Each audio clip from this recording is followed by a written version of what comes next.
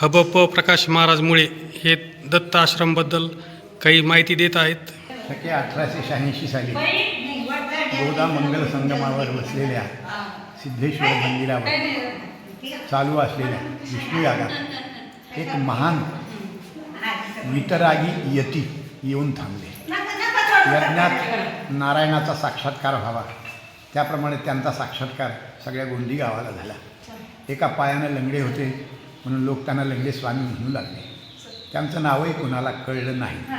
ते यज्ञ संपल्यानंतर पितृचरणांच्या आग्रहास्तव एक दिवस गावात आले. ज्या शिळेवर विराजमान होऊन त्यांनी दुग्धपान केलं त्या जागेवर आज श्री गुरु दत्तधाम उभा आहे. शके 1886 साली आलेले महाराज शके 1900 साली श्री क्षेत्र रामपुरी या ठिकाणी समाधिस्थ झाले आणि त्यांच्या स्मरणात शके 1915 साली हे श्री गुरु दत्तधाम श्री क्षेत्र गोंदी या ठिकाणी उभं राहिलं. सर्व दत्तभक्तांनी आणि स्वामी भक्तांनी मिळून आपले आशीर्वाद आपल्या शुभेच्छा या दत्तधामला दिल्या.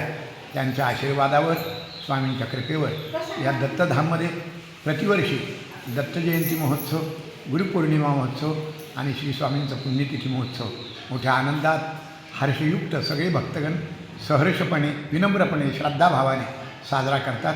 धन्यवाद.